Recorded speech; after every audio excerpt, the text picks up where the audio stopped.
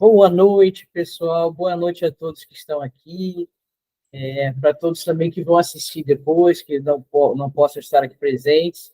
Muito bem-vindos ao nosso curso do Conhecimento Sagrado com o nosso querido, mas muito querido amigo Marco Bechara, que está sempre nos dando oportunidade de estudo, né? E hoje, na nossa aula número 11 do curso de Conhecimento Sagrado, módulo 1. Graças a Deus, ainda tem módulo 2 ano que vem, ainda tem mais coisa para a gente estudar, graças a Deus. Marco, muito bem-vindo. Ok, obrigado, Simone. Deixa eu entrar aqui.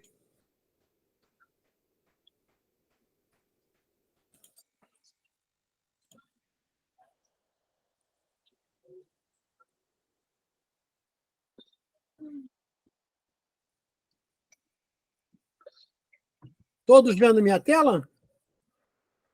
Sim, Marco, estamos vendo. Então vamos lá. Atma Namastê, que a paz do Senhor Jesus esteja conosco, que as informações trazidas pela espiritualidade maior sejam formas de reflexão e, principalmente, de ação com todos aqueles que nos cercam e, principalmente, para consigo mesmo, que cada um possa entender que a coisa mais sagrada de todos os conhecimentos que são trocados aqui, não tenha dúvida que é a sua reforma íntima, ok? Então, os espíritos bons estejam conosco e que possamos dar continuidade agora à aula 11, falando sobre o hinduísmo e iniciando também uma síntese sobre os ensinamentos do Bhagavad Gita. Na realidade, falar sobre o hinduísmo em duas aulas, principalmente, né, do Bhagavad Gita, é uma pretensão enorme. Por isso que eu acredito que é muito importante vocês lerem o material, né, porque eu não consigo falar tudo que eu escrevi, né? Então, por isso que eu sempre peço que vocês consigam acessar o material didático, né? Por isso que eu envio praticamente, né, quando termina a aula, no dia seguinte eu já envio o material para que vocês possam ter tempo de ler e refletir. E, se tiver dúvida, perguntar pelo WhatsApp. Então, vamos lá, vamos começar. Vamos entender, então, esse conceito do hinduísmo. Tá? Então, eu sempre gosto de citar a fonte. Tá? Eu gosto muito desse livro do Zimmer, acho, né, sobre filosofias da Índia. Foi o livro que eu usei no meu curso de teologia para falar sobre o hinduísmo. E ele é bastante rico, e eu peguei algumas coisas principais para que a gente possa entender. Bom, o livro inicia dizendo que nós, do Ocidente, ainda estamos um pouco longe, tá?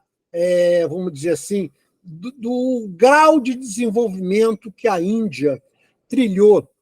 Nós estamos quase 700 anos atrás, vamos dizer assim, dos momentos em que a Índia começou a refletir a coisa mais importante do hinduísmo, que é o conhecimento de si mesmo, o conhecimento do Atman, tá? Que é o que nós chamamos de mônada ou centelha divina. Então, todo esse conceito que a gente vê aqui, ó, vou botar aqui para vocês.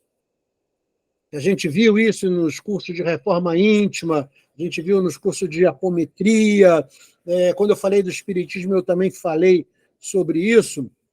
Esse conceito, na realidade, é hindu. O espiritismo incorporou esse conhecimento chamando de mônada ou centelha divina, mas em sânscrito ele significa que nós fazemos parte da divindade, ou seja, a força superior que me habita é presente em todo o cosmos. Tá? Isso é um conhecimento védico dos Vedas, que, na realidade, é a principal escola do hinduísmo, é a que dá origem a todas as religiões hindus. Ok? Então, a coisa mais importante e impermanente, né, que nós podemos imaginar no nosso conceito de ser humano é o ego. né? O ego é impermanente. Se ele é impermanente, ele está sempre o quê? Em desenvolvimento. Nós temos também, né, o segundo corpo superior, que é o corpo búdico, onde estão gravadas as leis de Deus.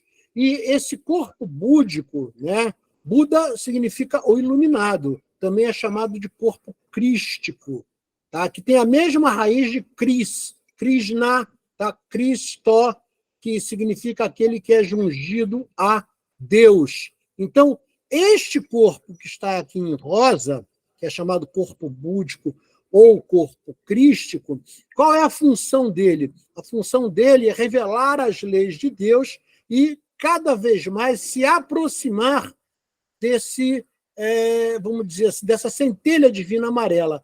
O desenvolvimento do ser humano é a fusão desses três corpos em um só. E aí nós poderemos falar o que o Mestre Jesus falou: eu e o Pai somos um. Ou seja, Jesus não tinha mais o corpo causal, que dá origem ao ego, à personalidade. Jesus não tinha mais o corpo búdico, porque já estava tudo imantado na estrutura, vamos dizer assim, do seu corpo mental. Então, quando Jesus, que é um avatar, né, de Deus, quando ele vem à Terra, quando ele encarna entre nós, ele já era a representação da divindade. Por isso é que, quando você estuda teologia, durante décadas e décadas e centenas de anos, né, houve uma discussão muito grande sobre a origem, a essência da origem de Jesus, se essa essência era humana ou se era divina, né? E o Espiritismo resolve isso de uma forma muito brilhante, porque, na realidade, Jesus, que habitou entre nós, é um ser humano como nós, porém, num estágio de evolução muito, muito, muito mais elevado do que o nosso. Por isso ele dizia: eu e o Pai somos um, ou seja, ele já tinha passado por experiências, e quando eu falo isso, eu acredito que foi antes do que nós chamamos de Big Bang.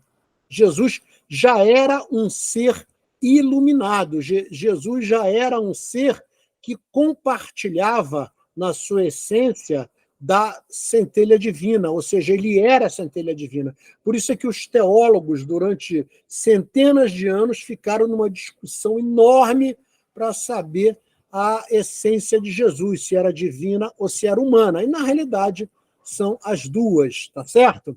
Então, eu quis trazer essa imagem para lembrar a vocês que esse conhecimento que hoje nós tramitamos no Espiritismo, ele tem origem no Bhagavad Gita, no Srimad Bhagavatam, ou seja, ele tem origem nos Vedas, que é a estrutura principal de todas as religiões hindus. Tá certo? Vamos voltar, então, aqui. Uma coisa que é interessante a gente repensar é que conceitos e palavras são símbolos da mesma forma que rituais e imagens. Ou seja, o povo hindu, já ainda no seu primeiro, vamos dizer, na sua primeira estrutura de pensamento, que foram os Vedas, eles acreditavam que os símbolos eles trazem uma mensagem da verdade, mas eles não são a verdade.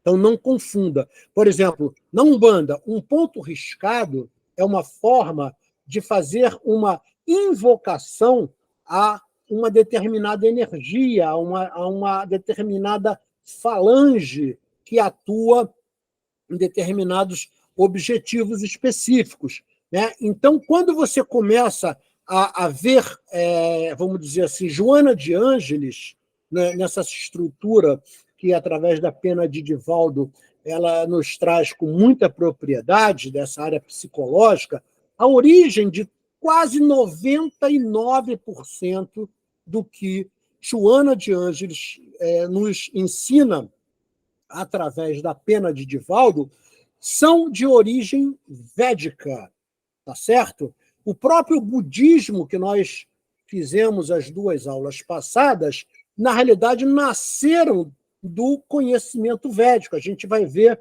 né, num segundo momento, onde hoje houve uma reformulação da teoria, vamos dizer assim, e dos conceitos hindus, que o budismo surge, junto com o janaísmo, né, que trouxeram, na realidade, visões um pouco diferentes, e vocês vão ver por quê. Então, os Vedas traziam para nós uma coisa que é muito importante. Eles diziam que o divino ele deve descer à matéria, tá? Para que nós possamos compartilhar em nosso processo vital, ou seja, em nossa energia, essa estrutura de energia divina. Isso é védico, isso é dos Vedas, ok?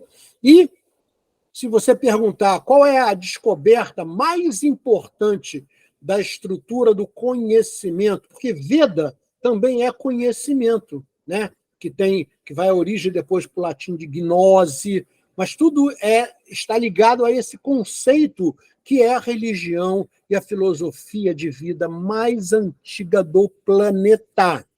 É exatamente essa filosofia hindu. Então, a suprema característica da mentalidade bramânica, tá? Brahma é a representação da divindade maior, é o Atman, é o eu, é a descoberta de que nós somos uma essência divina. Como vocês viram na figura que eu acabei de mostrar, o nosso objetivo é, com o despertar da consciência, ir fundindo as nossas personas, conforme as encarnações vão passando, que a gente diz que é o ego, com o corpo búdico, trazendo um conceito de imantação das leis divinas para os nossos pensamentos, atitudes, palavras, e tudo que possa nos conduzir a qualquer tipo de ação para conosco mesmo ou para com aqueles que Deus, na realidade, permite que possamos compartilhar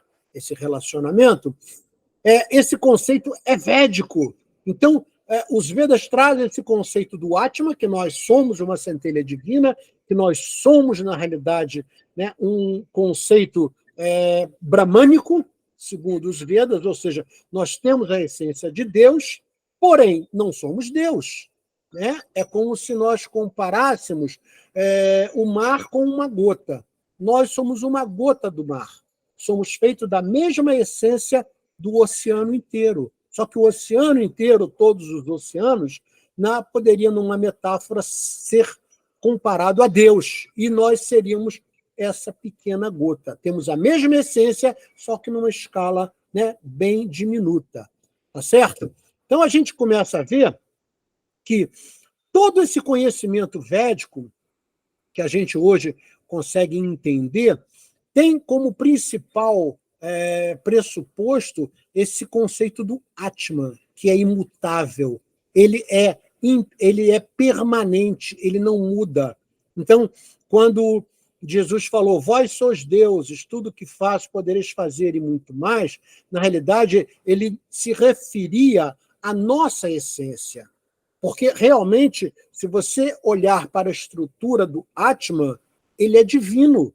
Nós somos divinos. Porém, temos que galgar um desenvolvimento próprio, através dos nossos próprios esforços, e você vai ver aí durante o transcorrer dessa palestra que o conceito que nós chamamos de reforma íntima no Espiritismo, que é a transformação moral, já foi muito bem falado, estruturado e escrito pelos Vedas. Tá certo? Então, eles trazem esse conceito de estado pleno de consciência. Quando você está num estado pleno de consciência, você consegue a ligação com o teu íntimo. E o que é o teu íntimo? O teu Atman. Então, por isso é que o conceito, por exemplo, de intuição é você conseguir trazer uma informação divina, ou seja, do teu próprio Atman. Nós conseguimos fazer isso? A intuição é isso. Não confunda com a inspiração. A inspiração é quando um espírito bom, né? Ou, às vezes, dependendo da nossa vibração, um espírito malévolo se aproxima de nós e nos passa um pensamento. Isso é inspiração. A intuição é a gente clamar. Significa nós termos acesso a esse Atman, que, na realidade, sempre nos dá boas orientações. Os Vedas também chamam o Atman de esse eu adamantino.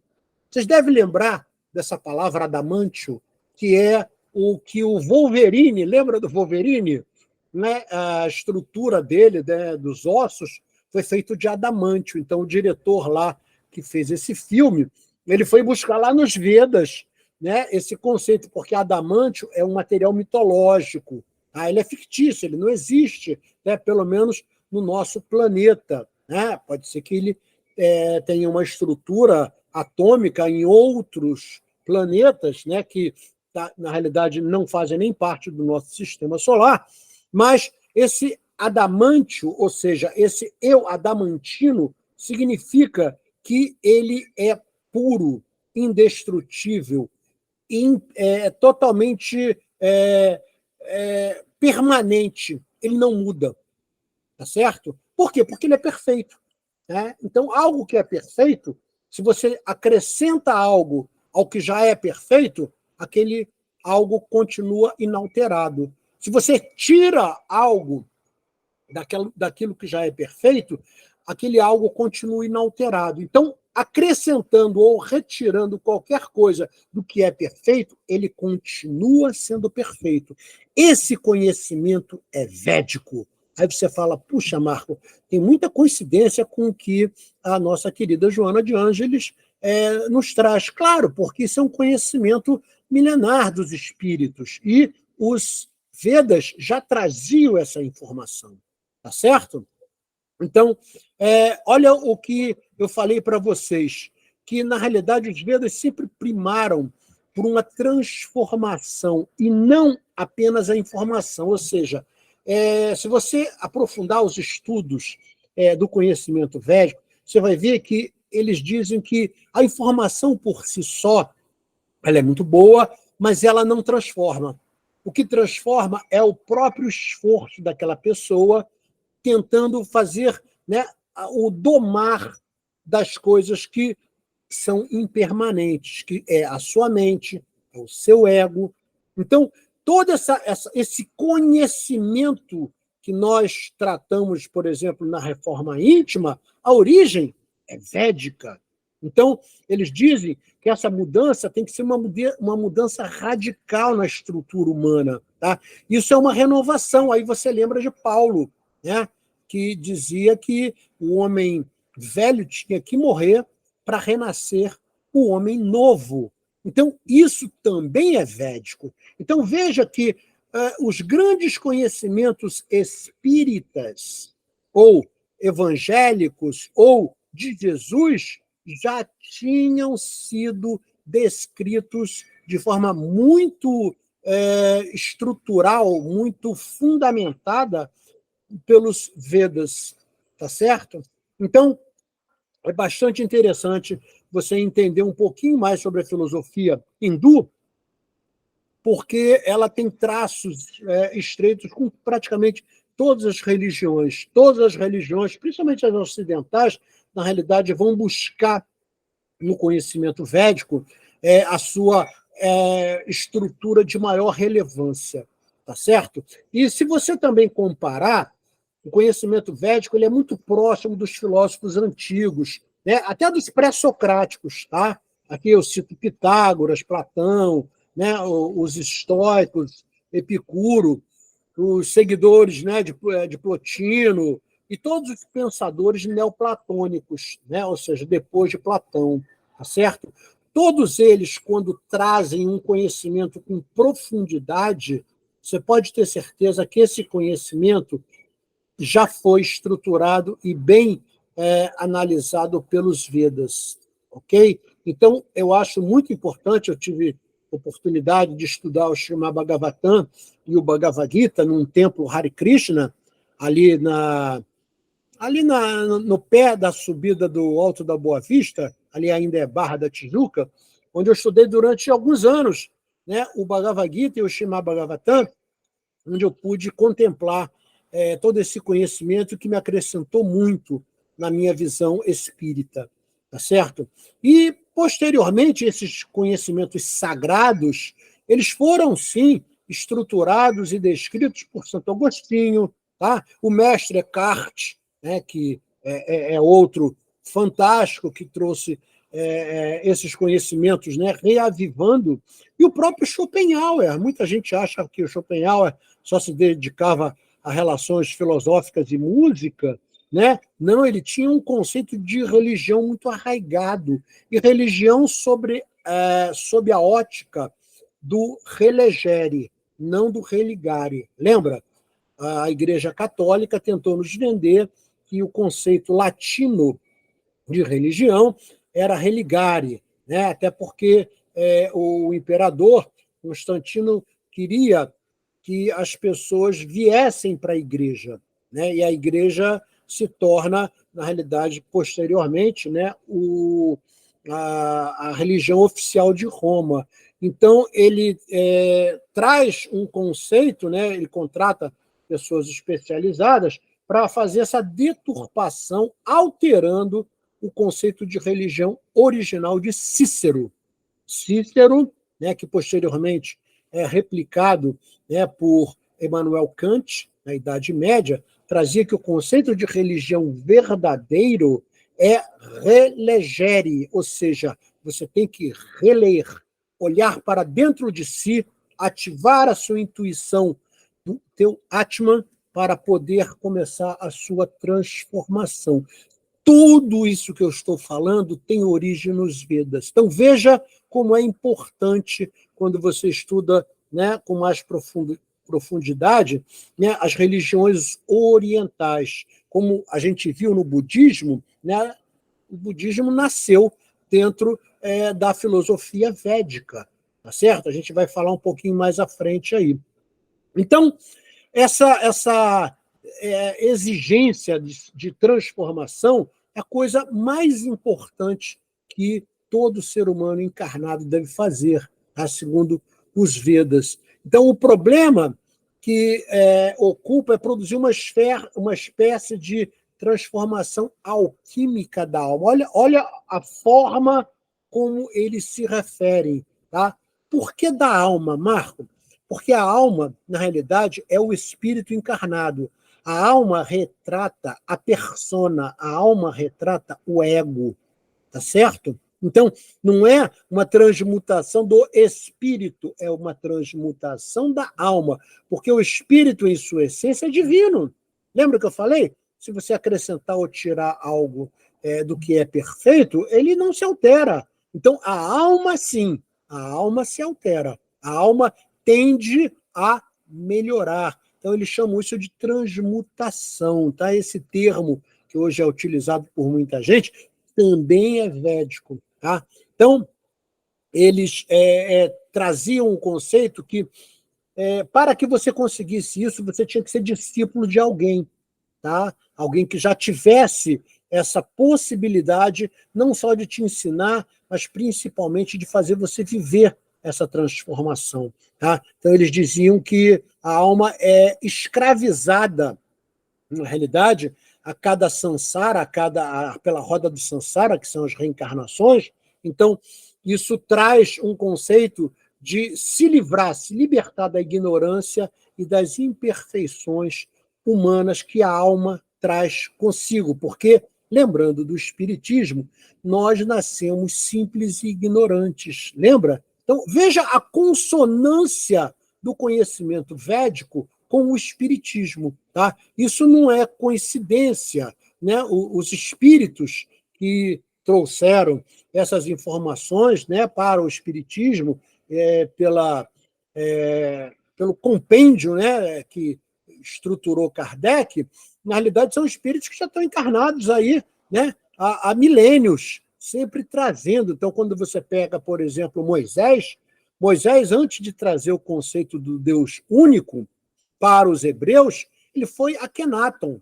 né? Akhenaton, Aton era o nome de Deus, a simbologia divina, já, né? Porque o nome, quando Akhenaton nasce, era Amenófis. Amenófis depois se transforma em Akhenaton e traz esse conceito de Deus único, que posteriormente é replicado por Moisés. Então você vê que esses espíritos são espíritos muito antigos, que já vieram ao planeta com essa missão, né, de trazer essa informação e, principalmente, trazer essa necessidade de transformação, né, como diria os Vedas, essa transformação alquímica da alma. Ok? Então, quando você estuda os Vedas, você vai ver que, em determinado momento, pela, né, evolução, e quando a gente pensa numa evolução de um povo, vamos lembrar que esses povos vieram de Capela, né? Então, encarnaram aqui, né, as 4 grandes levas, entre eles os hindus, que eram muito espiritualizados, eram os mais espiritualizados, né? E eles foram reencarnando, mas à medida que passavam-se, vamos dizer assim, os séculos, esses espíritos já tinham conseguido retornar, vamos dizer assim, para um planeta mais evoluído. Porque quando eles saíram da constelação de Capela, eles vieram para cá porque ainda tinham débitos, principalmente débitos morais. Tá? Eram muito inteligentes, mas tinham débitos morais. Então, à medida em que os séculos vão passando, esses espíritos se libertam e retornam para o mundo mais evoluído. E aqueles que são mais originários do planeta, no caso, ainda era primitivo, já iniciando para o mundo de expiações e provas, começam a assumir. Por isso é que dá, sempre quando você estuda o conceito histórico das religiões, dá uma sensação que a determinada religião, em determinado credo, numa determinada época, ela atinge um ápice, né? Daqui a pouco ela parece que despenca. É só você comparar, por exemplo, o Egito, as pirâmides, né? Aquele conhecimento científico, e depois você vê o Egito numa decadência enorme, né? Principalmente quando Roma toma conta, invade, né? Aquilo, o Egito já não era o mesmo, porque aqueles espíritos que trouxeram esse conhecimento, eles já partiram, né? Já retornaram para os seus lares, né? Entre aspas, né? Porque há muitas moradas na casa do nosso Pai. Então, eles retornam para um mundo que tem um padrão vibracional mais próximo do desenvolvimento deles. É dessa forma que as leis divinas agem. Então, Buda, na realidade, foi um avatar divino, tá? E, na realidade, ele conseguiu trazer uma espécie de libertação. Você vai ver aí, quando eu falar das fases do conhecimento védico, no segundo momento, houve uma renovação daquele conhecimento do período védico. Tá? E muitas coisas que eu falei para vocês, aqueles espíritos mais evoluídos, eles partiram, né? Saíram do orbe terrestre. E outros, já originários do próprio planeta, em desenvolvimento, assumem, só que eles começam a deturpar.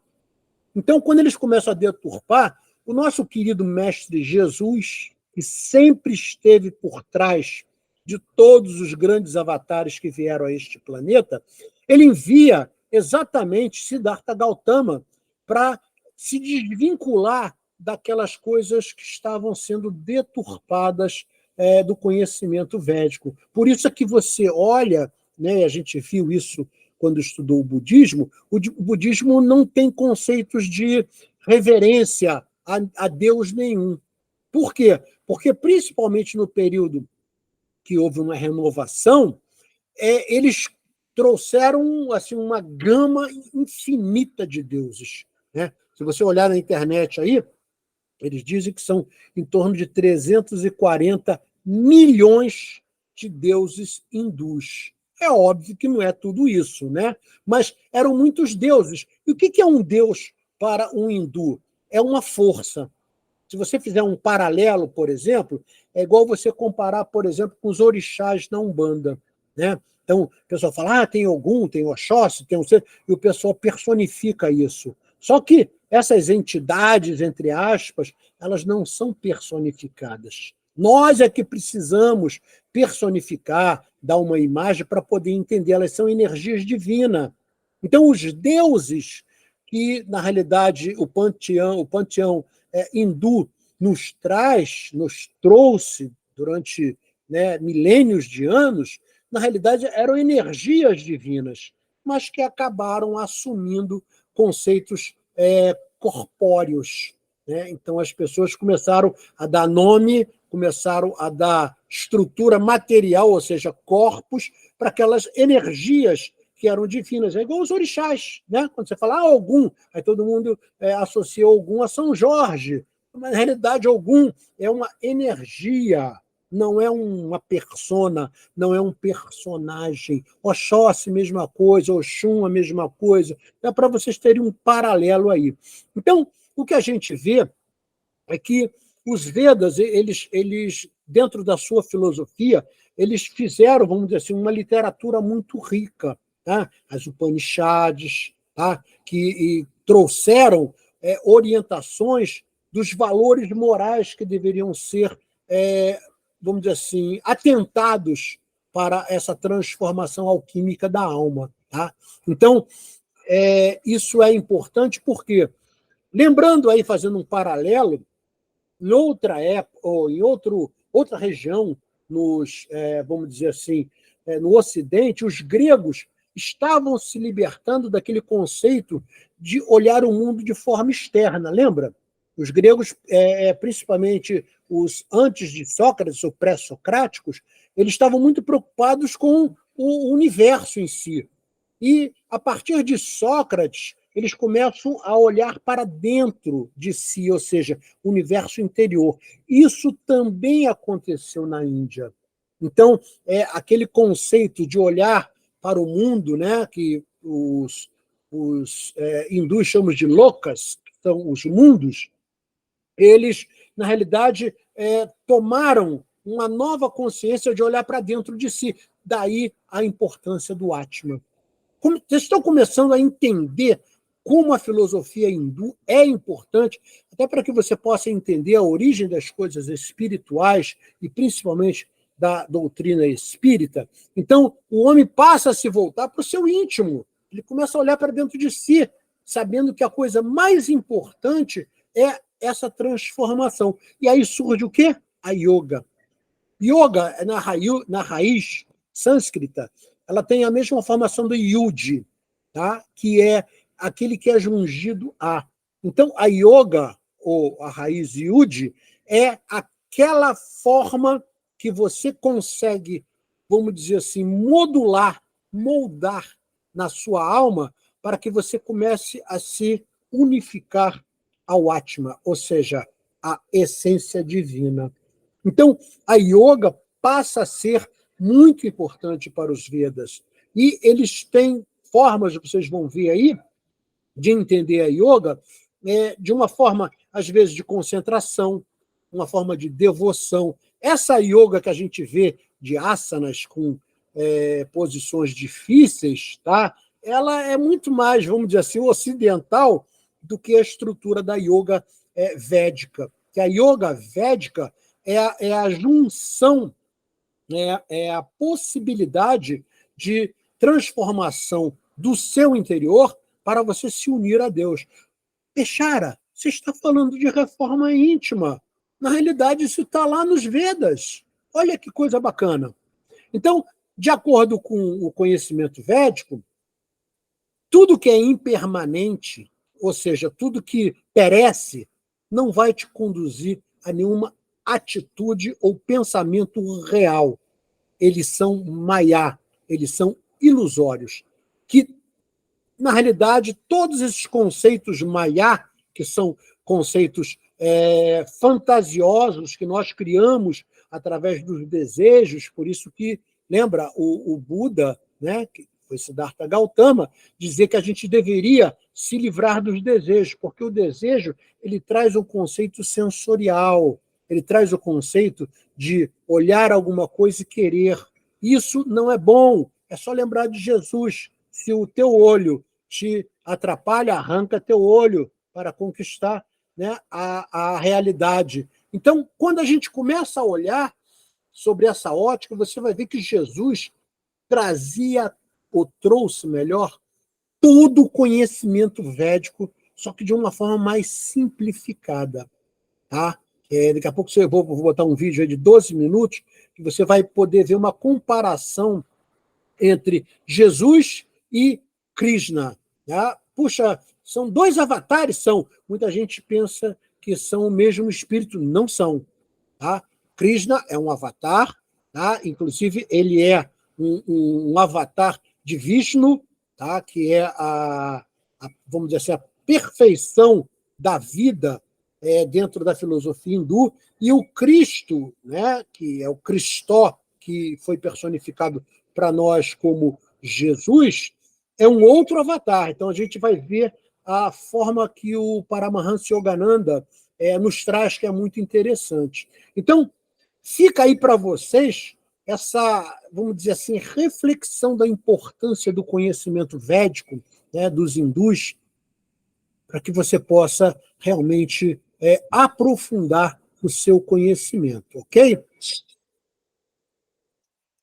Bom, tem uma metáfora muito interessante da carruagem. A metáfora da carruagem significa o seguinte: quando você encarna, na realidade, o dono da carruagem, a carruagem é o teu corpo, tá? Que é exatamente o que? O veículo. Né? O dono daquilo ali é o Atma, é o espírito, que, por sua vez, traz um conceito personificado através da alma. Tá?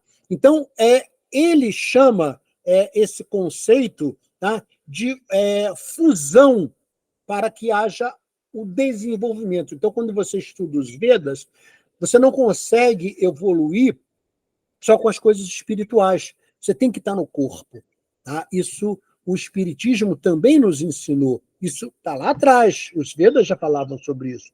Então, quando o Atman, na realidade, assume um corpo, ele tem uma modelagem de estrutura que nos dê possibilidade de vibracionalmente habitar aquele mundo o qual nós estamos, vamos dizer, sendo colocados. Né? Então, esse padrão vibracional é o quê? É o nosso corpo búdico e o nosso ego. Então, todo mundo que encarna, por exemplo, na Terra, tem um intervalo vibracional pertinente ao padrão vibracional desse mundo de expiações e provas. Então, quando houver a transformação do planeta para o mundo de regeneração, alguém que tenha uma estrutura vibracional compatível a um mundo de expiações e provas não vai conseguir encarnar aqui. Existem leis que regem esse conceito. Isso os Vedas já falavam, principalmente nessa metáfora da carruagem. Então, ele associa as forças sensoriais, ele associa, né, a força sensorial são os cavalos, ou seja, se você não souber domar os cavalos, eles podem te trazer problema, porque são cavalos selvagens até. Tá? Então, o Indriya, que são essas forças sensoriais, são os cavalos que você tem que domar. E para domar esse, vamos dizer assim, esse cavalo, na metáfora da carruagem, você tem que trazer o conceito do cocheiro, que é a consciência, que é o ajna.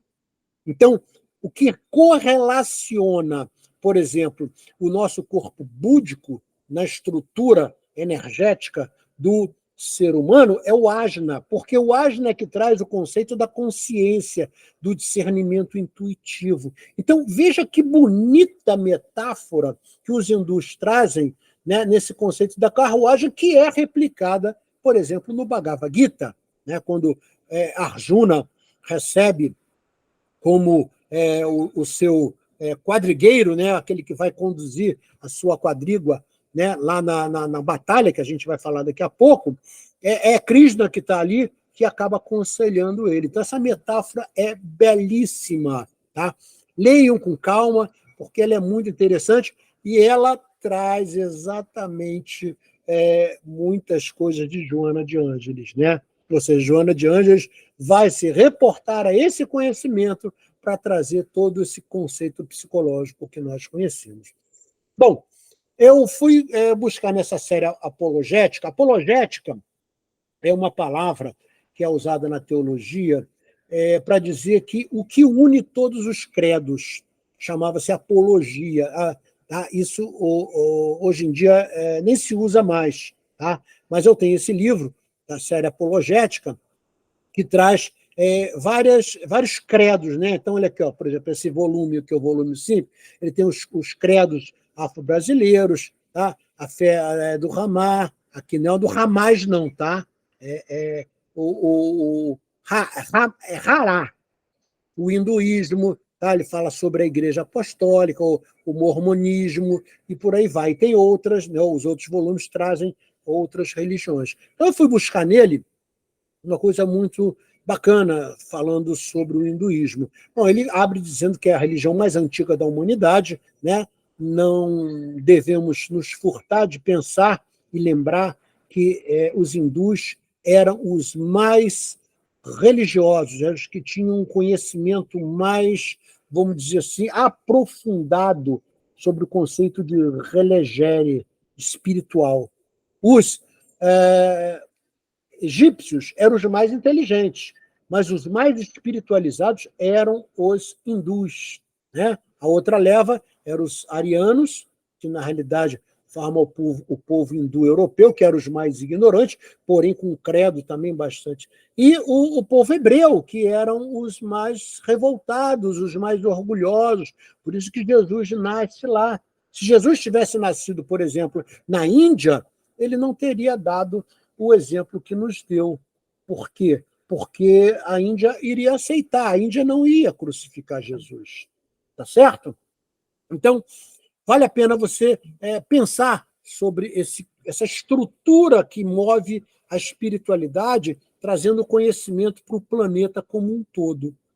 Então, as pessoas que estudam, né, por exemplo, as religiões hindus, principalmente os Vedas, né, eles dizem que o conceito que traz essa religiosidade, eles dizem que é um caminho eterno. Eles chamam isso de Sanatana Dharma.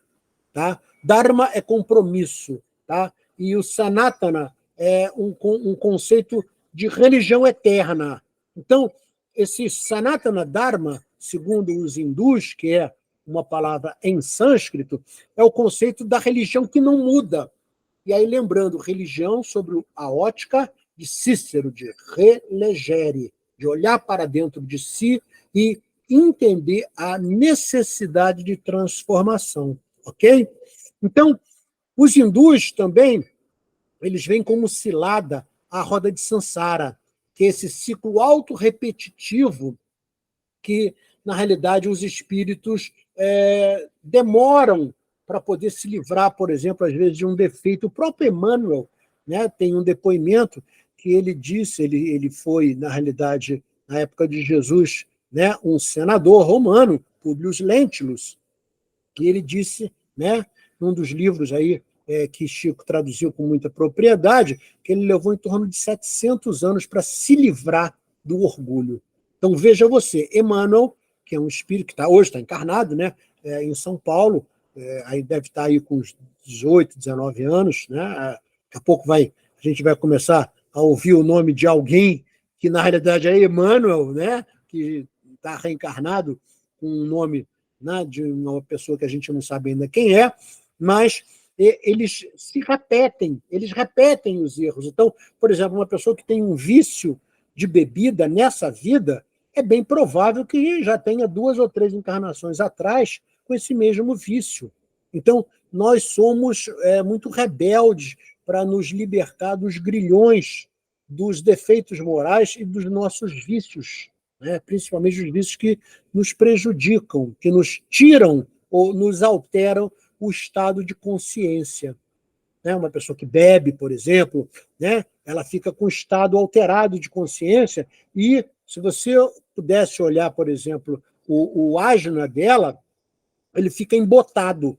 porque ele não tem acesso à plenitude vamos dizer assim, da intuição, que, na realidade, tem origem no Atman e replica na esfera búdica, que nós chamamos de corpo búdico ou corpo crístico. Tá certo? Então, o hinduísmo, né, você vai ver de uma forma geral, ele deu origem a várias religiões. Tá? O hindu, ele, na realidade, com o tempo, ele foi ramificando as suas religiões. Ele alerta para isso, que nós somos reincidentes em repetir equívocos que contrariam as leis de Deus, já numa linguagem espírita. Tá certo? Então, o hinduísmo, além de ser uma religião sob a ótica de Relegere, é também uma forma de vida, é uma forma de viver, é uma filosofia de viver, de se comportar no mundo que nós habitamos. Tá certo? Então, eles têm esse contexto extremamente poderoso em matéria de informação, mas que depende de cada um de nós colocar isso em prática. Você tem uma ideia, hoje, entre as várias religiões, mais ou menos 10% da população mundial é de uma religião hindu. Bom, a gente vai ver a origem disso, né? Isso é muito antigo, né? Quando a gente coloca aqui, 2.000 anos antes de Cristo, na realidade, foi a forma que deram aos nomes que nós conhecemos hoje, mas a religião é há mais de 5.000 anos antes de Cristo. Os hindus já tinham, dentro do seu conhecimento védico, essa estrutura que eu já narrei para vocês até agora. E o nome hindu veio exatamente por causa de uma região, que era um vale. Era o Vale de Indo, tá? Que hoje é a região do Paquistão. Então, é por isso que eles foram chamados de hindus. Tá? Então, esses escritos sagrados dos Vedas, tá? Eles começaram a ser escritos e transpassados de uma forma oral, tá? A estrutura, né? Como exatamente aconteceu com o Antigo Testamento, né? Você olhar o Antigo Testamento, muita gente às vezes fala, esse texto é de Jeremias, na realidade não é. Jeremias falava sobre aquilo, mas quem escreveu foi Esdras. Né? Então, da mesma forma, isso aconteceu também no povo hindu. Então, em torno de 1400 a.C., que eles começaram a estruturar, né, as Upanishads, né, o Srimad Bhagavatam, o próprio Bhagavad Gita. Começa a nascer ali o conceito não só oral, mas principalmente escrito, para que houvesse um perdurar daquele conhecimento. Ok? Então, né, esse princípio, né, desse conhecimento védico, como eu falei para vocês, que deu origem ao povo hindu, nasceu realmente por causa do Vale Indo. Era uma região geográfica. E lá tinham muitas tribos. Ok? Então, olha aqui os períodos que eu falei. Então, pelo que a história conhece, tá? Lembra que eu falei? O conhecimento védico oral é de 5.000 anos antes de Cristo. Mas quando ele começa a ser estruturado, não só oralmente, mas começa a ter pequenos manuscritos, né? Então isso data mais ou menos de 2.000 anos antes de Cristo. Então nós estamos falando de 4.000 anos atrás, né? No mínimo. Então, o que aconteceu? Quando eles começaram a estruturar esse conhecimento escrito, eles trouxeram o conceito de energia da natureza e, para identificar essas energias, eles começaram a chamar de deuses. Exatamente como é na Umbanda, por exemplo, né? Quando você fala assim,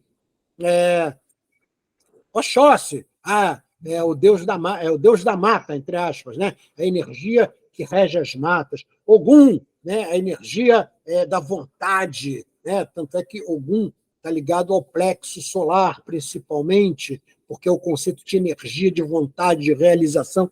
Então, da mesma forma, na época dos Vedas, né, esses deuses que eles começaram a chamar de deuses eram, na realidade, forças da natureza, como é na Umbanda, como foi, por exemplo, os nórdicos, quando você pega... Quem era Thor?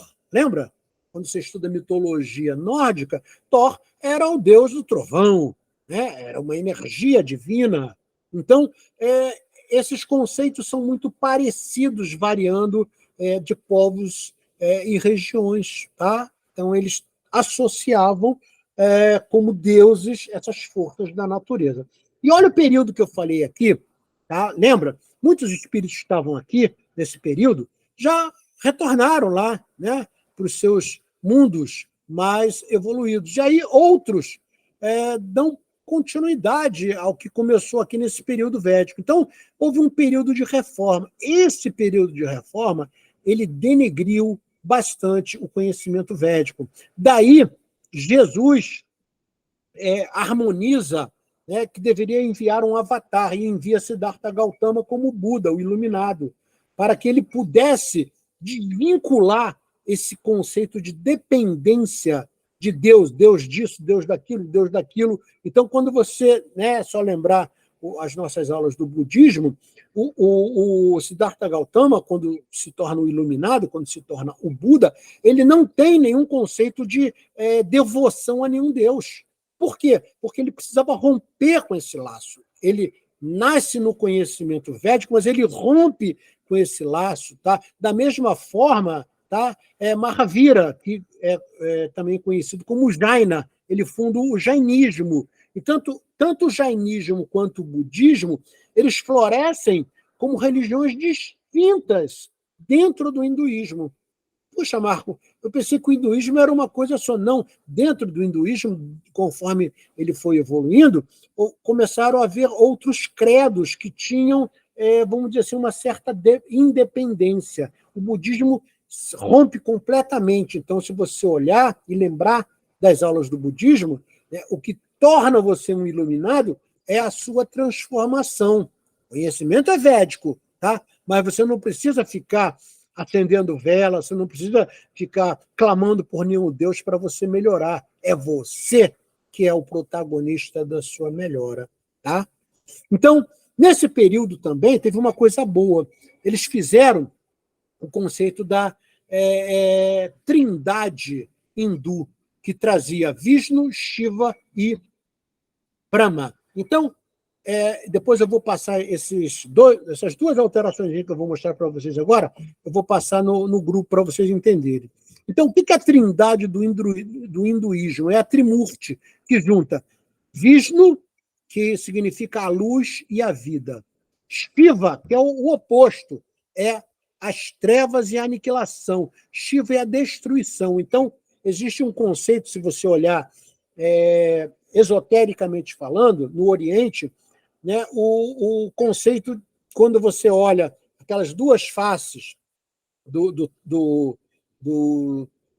Talma, não, esqueci agora o nome, Talma, não, eu esqueci aqui o nome, que tem aquela parte que é preta de um lado e branca do outro, e existe um equilíbrio ali. Então, isso também pode ser a representação de Vishnu, que é a luz, que é a vida, e de Shiva, que é a destruição para a renovação. Então, essa destruição é para renovar. Para vocês saberem, Krishna é uma, né, das encarnações da energia de Vishnu. Tá? Vishnu, segundo a teoria hindu, teve 10 avatares, ou seja, a energia de Vishnu encarnou em 10 avatares. Um deles foi Krishna, como avatar. Ok? Então, Brahma aparece como equilíbrio. Então, olha que coisa interessante. Né? Você tem a criação, o poder da criação, que é Vishnu. Você tem Shiva, que é o poder da transformação, e para transformar, você, por vezes, tem que destruir. Né? Lembra? Paulo, né, para que o homem novo nasça, eu tenho que matar o homem velho. Né? Isso é védico. Tá? E tem o equilíbrio, que é Brahma. Então, para você entender melhor isso, a gente poderia trazer esse conceito aqui. Ó. Você vai ver um vídeo agora de 12 minutos na visão do Yogananda. Eu sou fã incondicional do Paramahansa Yogananda. Ele vai trazer esse conceito, né? Lembrando que nós vamos falar agora de Krishna, que é uma das encarnações da energia de Vishnu, ok? E ele vai comparar com Jesus, como esses dois avatares são muito parecidos. Eu botei o link aqui para você poder ver, e depois eu vou fazer uma passagem rápida sobre os deuses hindus. Tá? Então, tem um sitezinho bem bacaninha, que eu também faço referência, eu vou passar essa imagem aqui, ó, vou passar no grupo para vocês, mas vamos ver então esse vídeo e depois a gente vê esse site aí, ok? Então o vídeo está aqui já deixei ele pronto aqui. Vamos prestar atenção que é muito bacana. O Paramahansa Yogananda é fantástico. Vamos lá.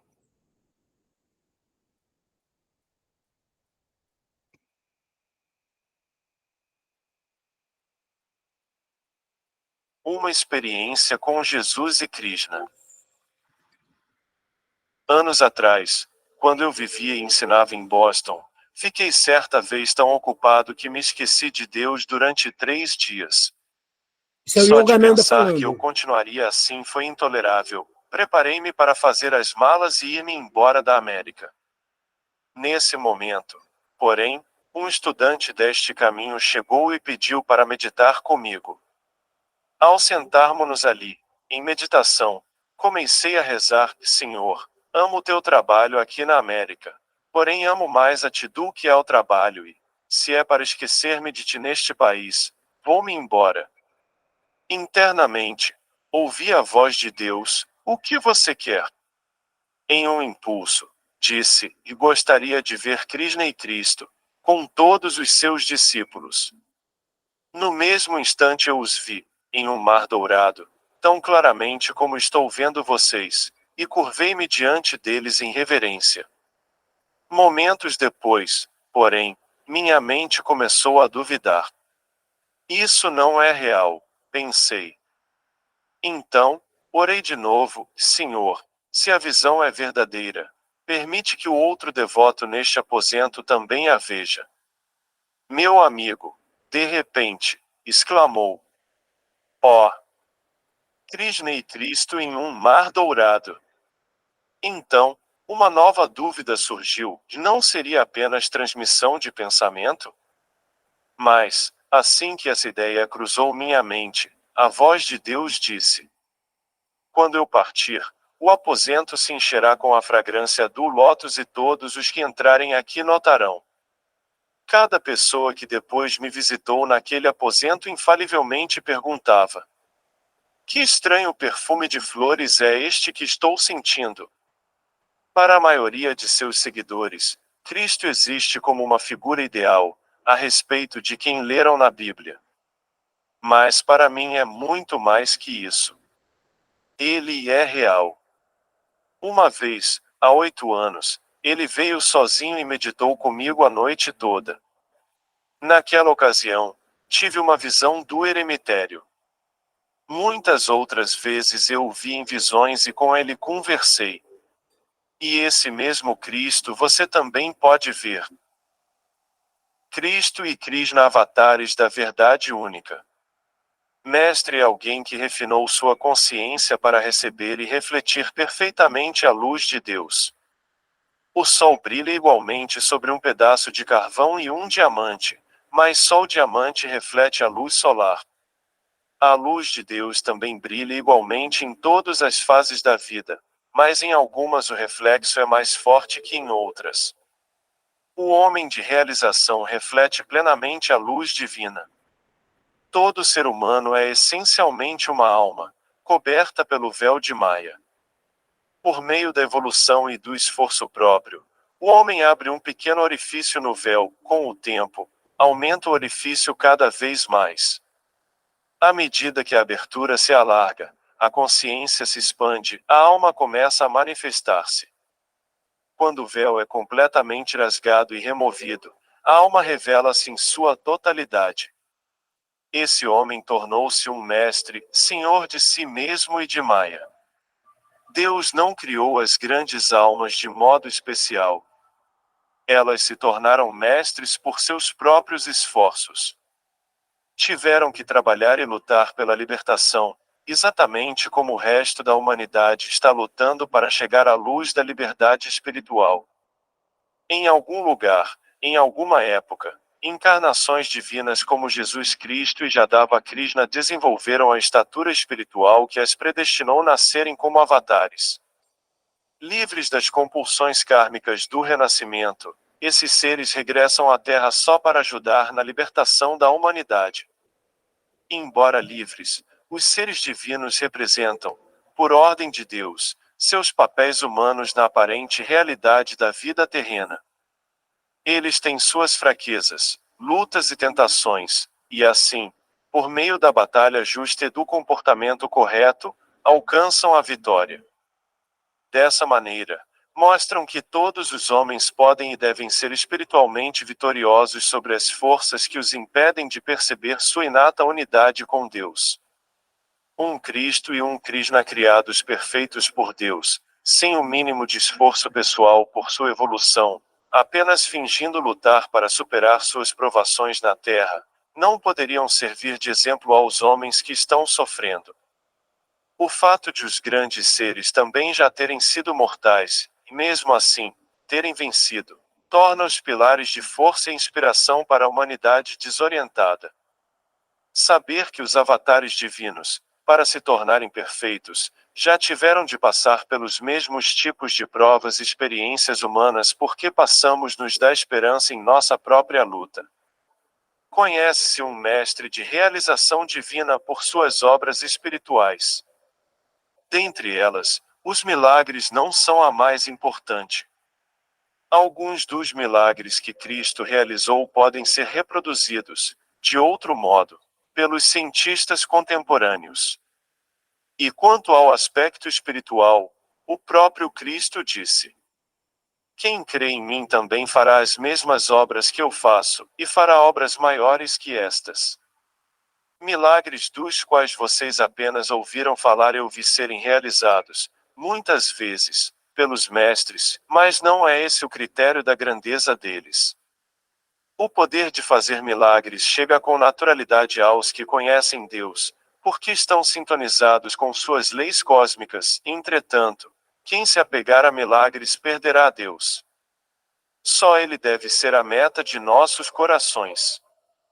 A obra espiritual mais importante de um mestre é seu triunfo sobre Maya, a ilusão de ter conquistado a realização que torna Deus supremo na vida, mais importante que a própria vida.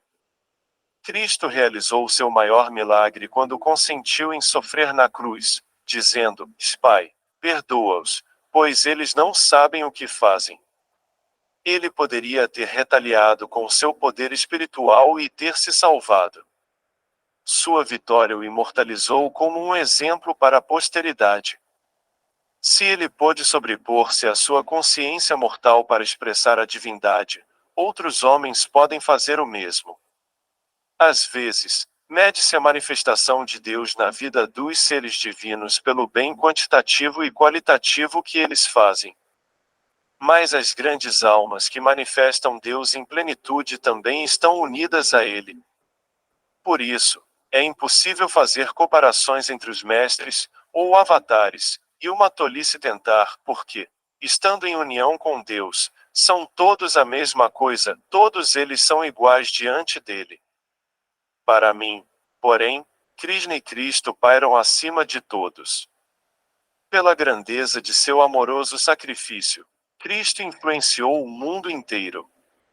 Krishna manifestou um aspecto diferente do Pai Infinito. Ao contrário de Cristo, que era um renunciante, Krishna foi um rei, e eu reverencio quem pode ser um rei e, ao mesmo tempo, conservar sua divindade. Estar no mundo sem ser do mundo é dificílimo. Porque você vive em meio às tentações e desejos e no entanto deve continuar imune a eles. Krishna veio à Terra muito antes de Cristo, cerca de 3.000 anos antes, dizem alguns eruditos. As vidas de Cristo e Krishna não têm apenas uma grande harmonia espiritual, também há paralelos em suas histórias pessoais que chegaram até nós. Tanto Jesus quanto Krishna nasceram de pais devotos, amantes de Deus. Os pais de Krishna foram perseguidos por seu perverso tio, o rei Kansa. As ameaças do rei Herodes atormentaram a mãe e o pai de Jesus. Este foi comparado a um bom pastor, Krishna. Durante seus primeiros anos, escondendo-se de Kansa, foi um vaqueiro. Jesus venceu Satã, Krishna derrotou o demônio Kaliya. Jesus deteve uma tempestade no mar para salvar um barco que levava seus discípulos, Krishna. para evitar que seus devotos e o gado que levavam se afogassem em um dilúvio de chuva, ergueu sobre eles o Monte Govarda, como um guarda-chuva. Jesus foi chamado a Rei dos Judeus. Embora seu reino não fosse deste mundo, Krishna foi um rei terreno e divino. Jesus teve discípulas, de Maria, Marta e Maria Madalena, que o ajudaram e tiveram um papel vital em sua missão. As discípulas de Krishna, Radha e as gopis, ordenhadeiras, também representaram papéis divinos. Jesus morreu pregado a uma cruz. Krishna foi mortalmente ferido pela flecha de um caçador. Os destinos deles foram profetizados nas Escrituras. Os dois avatares, ambos orientais, são de modo geral reconhecidos, no Ocidente e no Oriente, respectivamente, como supremas encarnações de Deus. Jesus Cristo e Bhagavan Krishna deram ao mundo dois dos maiores livros de todos os tempos. As palavras do Senhor Krishna, no Bhagavad Gita, e as do Senhor Jesus, no Novo Testamento da Bíblia, são manifestações sublimes da verdade, grandes modelos de escritura espiritual. Essas duas Bíblias oferecem essencialmente o mesmo ensinamento. O cristianismo mais profundo pregado por Jesus perdeu-se de vista. Cristo ensinou devoção e yoga, como fez Krishna, e foi meu Paramparamuru, Mahavatar Babaji, quem falou, pela primeira vez, em demonstrar a unidade entre o ensinamento de Cristo e a filosofia da yoga de Krishna. Foi para cumprir essa missão que Babaji especialmente me designou. Trechos do livro A Eterna Busca do Homem de Paramahansa Yogananda. Como eu falei a vocês, o Paramahansa Yogananda, para mim, é uma pessoa que me traz muita reflexão. Eu tenho quase todos, não sei, talvez todos os livros de Paramahansa Yogananda, já li todos, estudei e aprendo muito com ele essas palavras, né, de comparação, entre aspas, né, entre Krishna e Cristo, né, Jesus, nos traz um conceito muito interessante, que é não se apegar aos milagres que ambos fizeram, e sim o exemplo que ambos nos deixaram de realmente refletir sua divindade. Ok? Bom, depois desse período, né, de transformação, essa comparação que eu fiz, teve o período clássico, tá? Onde realmente consolidou-se o Trimurti, que eu mostrei para vocês, né? Que é Brahma, o Criador, que é o Deus Supremo, Vishnu, o preservador, ou seja, aquele que traz a vida e preserva, e Shiva, entre aspas, o destruidor, para que haja a renovação. Então, esta, vamos dizer assim, trindade torna-se o centro de todas as crenças hindus. Tá? Brahma, que é a primeira, né, primeira e suprema divindade, Vishnu, que é uma energia, e Shiva, que é outra energia. Então, na realidade, eu poderia dizer que a essência é Brahma e Vishnu e Shiva são propriedades da essência de Brahma. Então, essa trilogia, né, como os Vedas chamam, esse Trimurti, é que traz o conceito da essência das crenças hindus. Depois teve o período Bhakti, tá? Já se aproximando, né, aí do que nós conhecemos como ano zero, né, diminuindo aí, onde surge o profeta Maomé, né, o Guru Nanak e outros. Então, sempre, né, trazendo o conceito mais revelador da necessidade de transformação moral. Muita gente que não conhece, né, a história de Maomé, e principalmente quando lê a Torá, dentro da Torá, tá, existem conhecimentos ou da Torá não, perdão, do Alcorão, conhecimentos muito profundos que dizem respeito ao conhecimento védico também, né? E dentro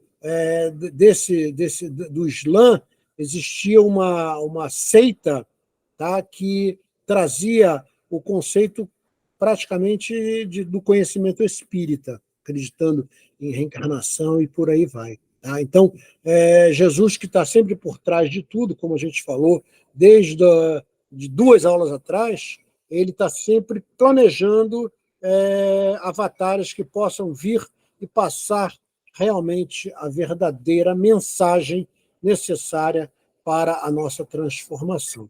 Depois veio o período contemporâneo, que está até hoje, tá?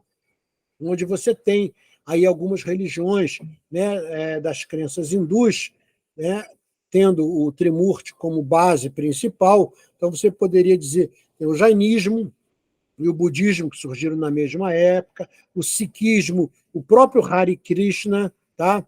Porém, dependendo da corrente das crenças hindus, alguns dizem que eles não são crenças hindus, mas são.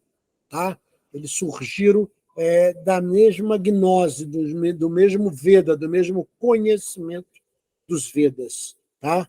Então, eu sei que existem correntes que dizem não, mas eles deturparam a crença hindu, né? Eles só mantiveram o Trimurti como base, mas tem outros valores, não tem não, é basicamente a mesma coisa. E eu estudei numa escola Hare Krishna, ali na subida do Alto da Boa Vista, né? No pé ali em São Conrado, né? na Barra da Tijuca. Eu te digo, né, que, na realidade, os Hare Krishna eles pregam a cultura e o conhecimento Veda. Ok? Então, é óbvio que houveram sincretismos, né?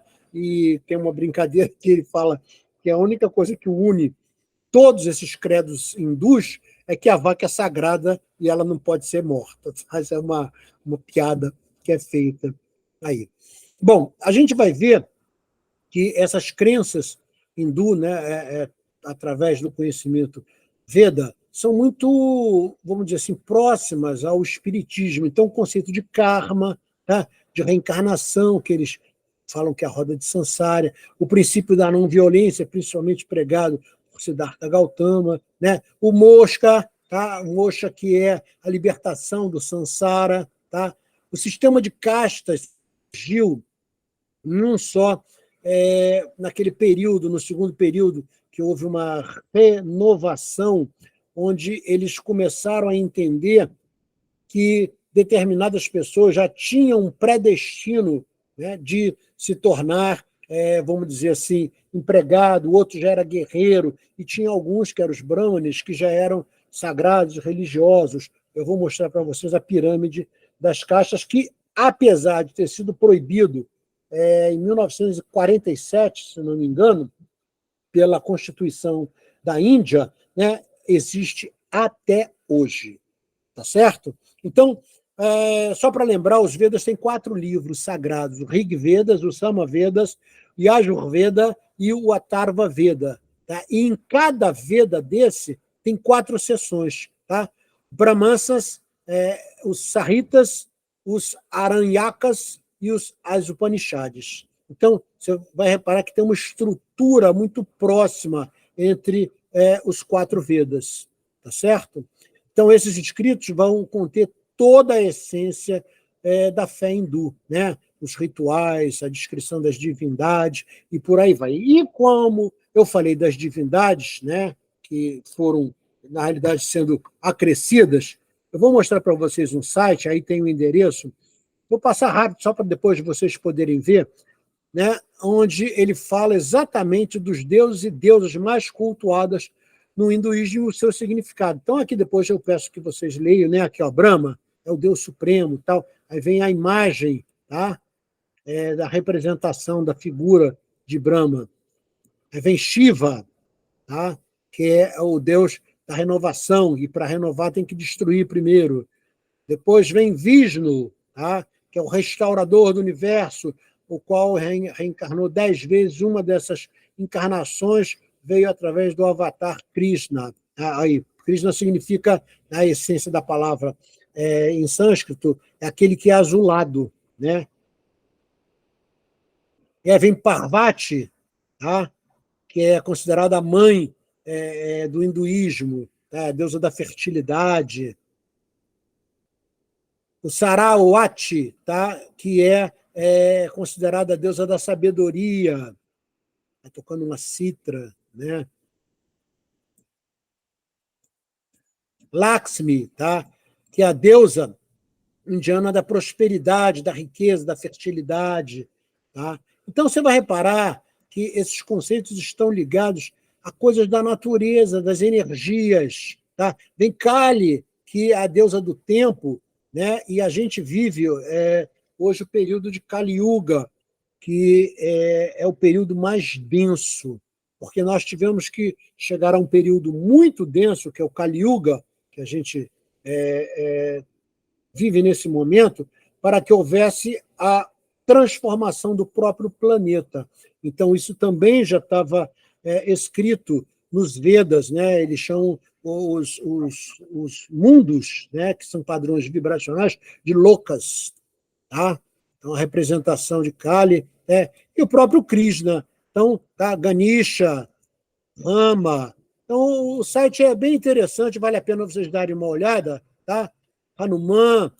Então, cada deus de Shakti, cada deus desse, Indra, traz um conceito, vamos dizer assim, de vida para o ser humano, para aquele que está encarnado. Agni, né, que leva o conceito do, né, o próprio nome do fogo, Durga, Kamadeva. Tá? Então, aí o site colocou os principais, né, segundo alguns inscritos, em torno de 340 milhões de deuses. Né? Então, eu não acredito nesse número enorme, mas eu gostei desse site porque ele traz os principais. Aqui vale a pena vocês darem uma consultada, e lá no material didático tem. Bom, então a gente vai ver, depois dessa presença, né, de entender o que são os Vedas, né, os 4 livros sagrados, você vai ver o caminho da salvação começa exatamente na yoga. A yoga traz o conceito da respiração. Então, existem 3 tipos de yoga para os Vedas. Né? O Raja Yoga, que é o caminho da concentração, esse caminho está ligado às ondas cerebrais, ele precisa da respiração. Tá? Eu pratiquei durante muitos anos o Raja Yoga, e você tem que saber baixar a tua frequência cerebral de beta para alfa, ou seja, beta você está entre 14 e 21 e alfa você está entre 7 e 13. Né? Então, para que você comece a se concentrar de fato, você tem que baixar a tua frequência Hertz. Né? O Raja Yoga ensina isso com muita propriedade. O Jnana Yoga, tá? É o caminho da sabedoria, é onde você busca a informação através da literatura, dos estudos, né? De assistir palestras, de ter um mestre espiritual, Jnana Yoga. Né? E o Bhakti Yoga, que é o caminho da devoção amorosa, vamos dizer assim, eu diria que é o ponto final. Né? Depois que você passou por esses 2, o Bhakti Yoga é aquele do amor incondicional de Paulo. É um caminho que você doma completamente o ego, é o caminho que você funde aquela imagem que eu mostrei, né? O Atma, o ego ao Atma, o ego ao corpo búdico, e depois ambos se fundem ao Atma, e aí você está em união completa. Então, aqui são os 3 tipos de yoga, né, que para os hindus levam e conduzem à salvação. A gente lembra que, vamos dizer assim, o som mais perfeito para os hindus é o Om, que na representação latina é o Amém. Tá? Só que o Om, se você olhar, você faz uma espécie de vibração no palato, que é o céu da boca, e a tua pineal vibra. Tá? Então, o Om é, sim, um meio, vamos dizer assim, um mantra de dominar a mente e trazer uma paz espiritual. Tá? Entre as práticas hindus, como eu falei, o yoga, o tantra, a meditação, são formas de harmonizar o teu corpo junto com a sua mente. Okay? Aqui tem uma comparação que ele fez no curso de Reforma íntima comigo já viu isso aqui, tá? Quem fez apometria também comigo já viu isso aqui, né? O Muladhara, Swadhisthana, Manipura, Anahata, Vishuddha, Asna e Sahasrara são os chakras da yoga, aqui os centros vitais, né, no espiritismo, e o som deles, Lam, Van, Ran, Yan, Am, Om, e o Sahasrara, que é o silêncio completo. Isso está ligado na escala pitagórica às notas musicais. Então, você vai reparando que existe um conceito de união de todo esse conhecimento. Tá? Aqui nós vemos o sistema de castas que eu falei para vocês. Tem os Dalits, né, que são os párias, são aqueles que ainda são muito ignorantes, eles são considerados, eles são, vamos dizer assim, discriminados, né? Os Dalits são discriminados nesse sistema de casta, que é um equívoco, né? Que veio lá daquele período de renovação. Os Shudras são os trabalhadores braçais, os Vaixas, tá? Que são os comerciantes, os Kshatriyas são os políticos, os guerreiros, os governantes, de uma forma geral, e os Brahmanes. Tá? Então, essas são as 5 castas que, até hoje, apesar, como eu falei para a data eu falei certinho, na Constituição da Índia, né, ela foi extinta em 47, só que a gente sabe que, na prática, isso continua a existir. Tá? Aqui vale a pena a gente, né, lembrar o que o Paramahansa Yogananda falou, que é o Bhagavad Gita. O Bhagavad Gita ele é, vamos dizer assim, o ensinamento supremo do Krishna. Né? Então, o Bhagavad Gita é um capítulo do Mahabharata, tá? Mar Grande, Bharata é o conceito da Índia, né? Como ele era chamado antigamente. Então, dentro do Mahabharata, existe um capítulo que é um livro, e eu tenho esse livro aqui original, tem os dois, né? Mas esse aqui é o original, que eu estudei lá no Templo Hare Krishna. Ele é um livro muito grosso, ele dá mais ou menos 4 dedos meus, que não são muito magrinhos, de literatura. É maravilhoso. Tá? Marco é muito grande, é difícil até você encontrar essa versão aqui original, tá? do Prabhupada. Então, eu te diria, para você começar, pega esse livrinho aqui, ó, do Humberto Roden, tá? Bhagavad Gita, tá? E ele fala exatamente, faz uma comparação, não é igual a esse aqui, né? Mas ele te dá uma boa ideia. É um livro pequenininho, fininho, que dá para você ler tranquilamente. Tá? Eu recomendo alguns outros livros. Bom, Marco, eu gostaria de saber mais sobre essa cultura hindu, né? O Ramayana, Sagradas Upanishads, né? A Yoga Sutra de Patanjali, o Hatha Yoga do Pradipika. Tá? Eu adoro esse livro da mitologia hindu, tá? Falando sobre a Kundalini, o Tantra e uma visão védica, tá? Da Ayurveda da mente. Tá? Então, são alguns livros que eu recomendaria, se vocês quiserem se aprofundar mais. E voltando aqui, eu achei interessante citar para vocês, eu não vou ler, espero que vocês leiam depois, o comentário dos editores dessa edição do Bhagavad Gita. Eu vou fazer um relato rápido para vocês. Você tem ali uma guerra fratricida. Por quê? Eles eram irmãos de sangue, entre aspas, eram primos. Então, os Pandavas, tá? Que estava de um lado, e junto com os Pandavas, Krishna era a que conduzia, vamos dizer, a quadriga, né, de Arjuna, e do outro lado estavam os primos do Arjuna. Então, em determinado momento, vou fazer uma síntese rápida, depois vocês leiam com calma. Quando Arjuna fica compelido a lutar com seus irmãos de sangue ali, né? Ele fala assim, meu Deus, eu não posso fazer isso, eu vou fazer uma invocação do Krishna, né? E Krishna aparece para ele na sua resplandecência, né, divina, e pergunta, né, o que você quer de orientação. Ele fala assim, olha, do outro lado estão meus primos, meus tios, eu não posso lutar contra eles. Então, eu chamei você aqui para que você conduza, né, essa minha atitude, porque eu preciso de uma orientação. E Krishna fala assim, prepare-se para a batalha.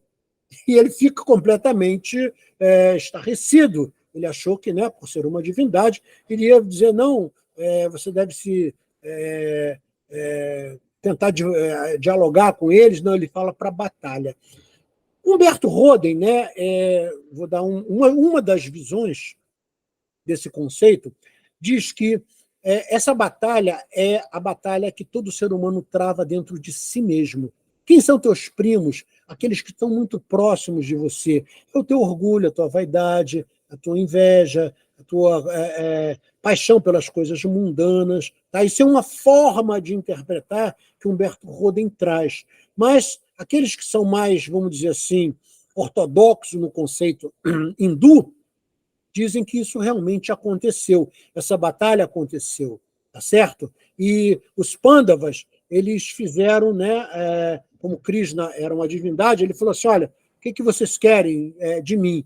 E os Pandavas pedem a figura de Krishna para poder orientá-los. E o outro lado, tá, que tem um nome complicado, né? Esse nome aqui, ó, o Dhritarashtra, tá? Dhritarashtra, eles pedem as armas de Krishna, tá? Para essa batalha.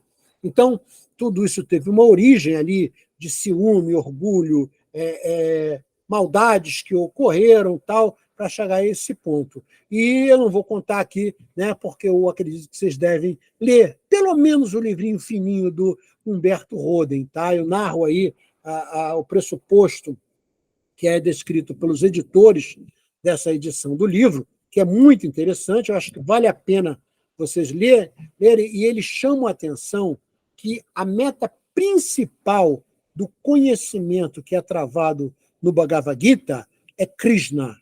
Krishna é a meta e a substância do Bhagavad Gita. É Bhagavad Gita como ele é, ou seja, é a essência divina, é o ensinamento divino. O Bhagavad Gita é belíssimo, tá? Ele é comparado, sim, ao Novo Testamento, ok? Eu só tenho a agradecer, terminamos aí 5 minutos antes, mas é importante que vocês tenham acesso a essa informação para que vocês possam verificar que quando Kardec, né, por exemplo, nos traz os conhecimentos que, na realidade, foram passados por muitos e muitos espíritos que já habitam o planeta há séculos e séculos, para que nós possamos melhorar e entrar num mundo realmente de regeneração. Esse conhecimento não foi só difundido no Ocidente, ele foi difundido em todo o planeta, em todos os credos, obviamente respeitando a cultura de cada um. Muita gente critica, por exemplo, a Torá dos judeus não tem essa visão. Tem sim. Mas o Alcorão não tem. Tem sim. O Bhagavad Gita, o Śrīmad Bhagavatam, todos eles, na realidade, falam do mesmo ensinamento, falam das leis de Deus. Tá? E o que Kardec nos trouxe com muita propriedade foi, vamos dizer assim, a retirada do véu, tirar as palavras difíceis, tirar as metáforas. Por isso que o Espiritismo é muito interessante para que você possa compreender todos esses ensinamentos que estão há milênios aí. Tá? Não é de agora. O Jesus não nos trouxe nenhum conhecimento inédito, tá certo? Porque esse conhecimento que ele traz, e ele bem disse isso, é do Pai. O conhecimento todo que né, Jesus fala, todo conhecimento que passo a vocês é do Pai. Tá? Tá caindo uma chuva aqui enorme, eu vou fechar que a minha janela está aberta, eu estou no Rio de Janeiro, está começando a chover aqui. Espera aí, só um segundo.